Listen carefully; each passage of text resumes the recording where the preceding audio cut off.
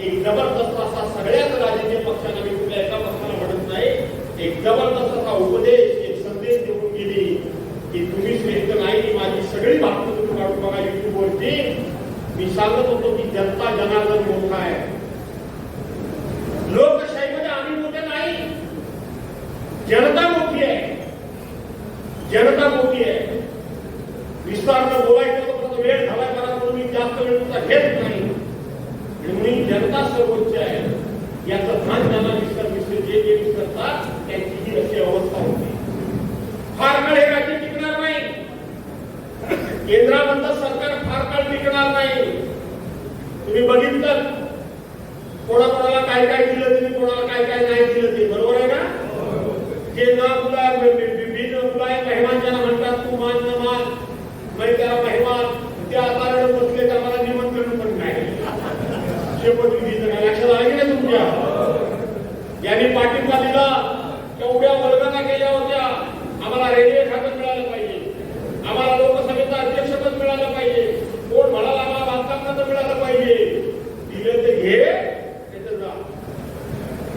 आता कळून चुकलंय त्यांना, कारण ह्यांच्याकडे विरोधी पक्षाचा मान सन्मानच नाही. यांना गरज संपली की हे कोणावरही उलटतात.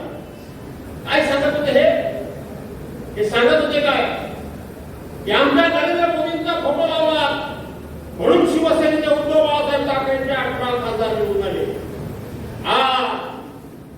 माझ्या मित्र पक्षांनी गैरसमज करून घेऊ नये. मी सर्वांचाच सन्मान बोलवले, सर्वांना बोलवले. मी बॅनर पण मागे बघितला नव्हता. सगळ्या नेत्यांचे फोटो आहेत की नाही आहेत.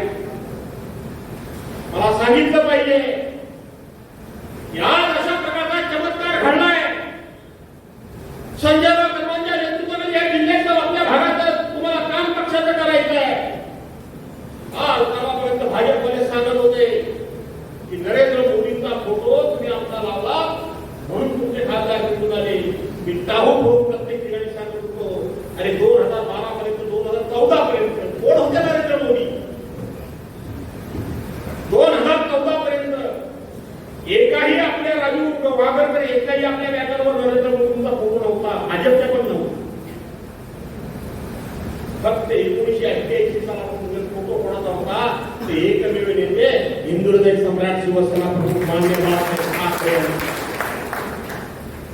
मी माझ्या परवाच्या इंटरव्ह्यूमध्ये सांगितलंय की तुम्ही आम्हाला सांगत होता की आमचा नरेंद्र मोदींचा फोटो लावता म्हणून तुमचे खासदार येतात. आज तुमचे 9 निवडून आले.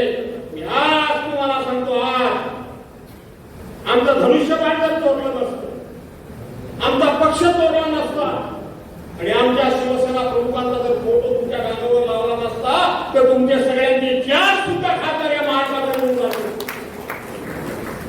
4 सुद्धा खासदार तुमचे निवडून आले नसते. नियती आपला न्याय करत असते. ज्या बाळासाहेबांबद्दल तुम्ही सातत्याने बोलत होता, त्यांच्या सुपुत्राबद्दल वाटते त्या मर्यादा सोडून तुम्ही बोलत होता.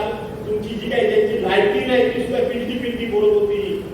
पण आज हा चमत्कार महाराष्ट्रामध्ये घडलाय. काय घडलाय की 48 लोकसभेच्या उमेदवारांच्या बॅनरवर हिंदुहृदय सम्राट माननीय बाळासाहेब ठाकरेंचा फोटो होता, नरेंद्र मोदींचा नव्हता. आमच्या आघाडीच्या बॅनरवर असणार होता, काँग्रेसच्या होता, राष्ट्रवादीच्या होता, शिवसेनेच्या होता. पण भाजपच्या बॅनरवर सुद्धा बाळासाहेबांचा फोटो होता. एकनाथ शिंदेच्या बॅनरवर बाळासाहेबांचा फोटो होता आणि अजित पवारांच्या बॅनरवर बाळासाहेबांचा फोटो होता. पण आमच्या मात्र इंडिया आघाडीच्या फोटोवर आम्हा बॅनरवर नरेंद्र मोदींचा फोटो नव्हता. हा नियतीचा न्याय आहे. याला नियती म्हणतात. नियती प्रत्येकाचा हिशोब करत असते. मोहन मिरगल वगैरे राजू भागवत वगैरे काम करणारे लोक बसलेले आहेत. माझ्या आयुष्यामध्ये अनेक चढ उतार आले. मी नेहमी सांगत असतो नियती न्याय करत असते. मी अन्यायाला वागत